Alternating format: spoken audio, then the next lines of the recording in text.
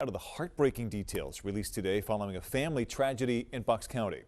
Investigators revealed today that the 3 victims struck and killed by an Amtrak train in Bristol last night were a father and his 2 sons. Action News has learned that the father, a mental health advocate, and one of his sons were trying to save the other, who was in the midst of a mental health crisis. Action News' Walter Perez live in Bristol. Walter, just hard to wrap your head around the scope of this tragedy. Brian, as if the story couldn't be any more tragic, authorities have confirmed, as you mentioned, a man and his son ran down here to these tracks at the Bristol train station so that man could save his other son, who was trying to take his own life. As we've been reporting, that attempt to save the 24-year-old failed. In fact, all 3 were killed. It was not hard to find people who knew and loved Christopher Cramp. The 56-year-old from Bristol Borough was known as someone who dedicated his entire life to helping the homeless and the mentally ill in Bucks County. And this county, Chris was an adored member of our staff.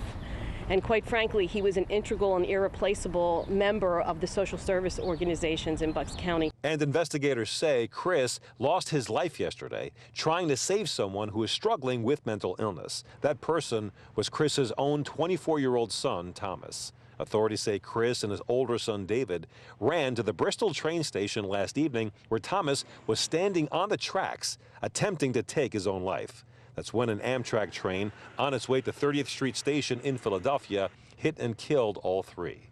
Christopher's and David's deaths were ruled an accident. Thomas's was ruled a suicide. Chris's colleague, Nicholas Amy, from the National Alliance on Mental Illness, says Chris wasn't just a coworker, he was also a dear friend. It's almost as though a piece of me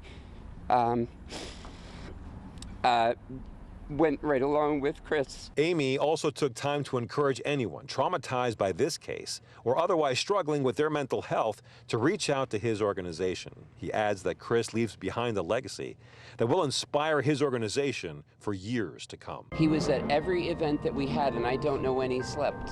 So, he really, was a unique individual, and it leaves a huge gap in the community.